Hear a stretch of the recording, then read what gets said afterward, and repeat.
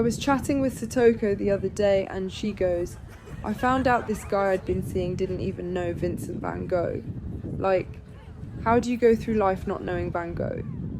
And she said it just put her off straight away, so she stopped seeing him.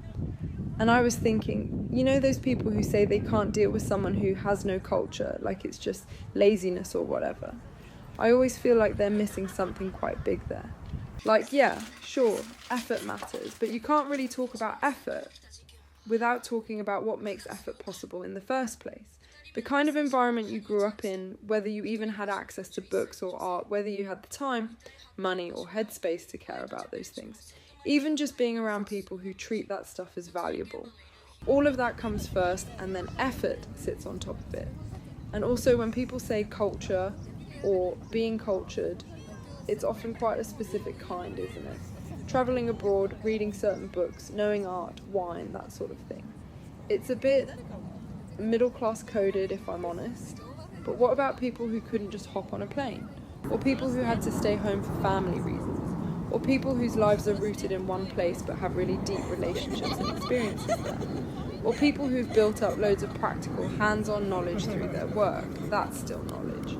It's just not the kind that gets labelled as culture.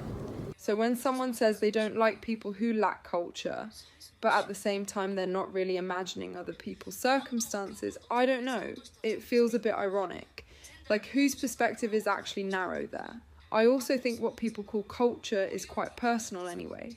It's basically just the stuff that fits their own sense of what matters. So the moment you start going, this is culture, that isn't, you're already drifting away from what culture actually is, if that makes sense.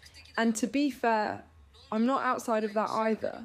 Even this whole way of talking about it is still me using my own lens, isn't it? But yeah, if it were me and someone didn't know Van Gogh, I'd probably be surprised for a second, but then I'd just be like, oh, okay. So you can live a whole life without ever coming across him. That's interesting, and I'd be more curious about what their life's actually been like, you know? So with Satoko, I kind of feel like maybe she just didn't like him that much to begin with. And you don't know Van Gogh just became a convenient reason to be like, yeah, I'm done here.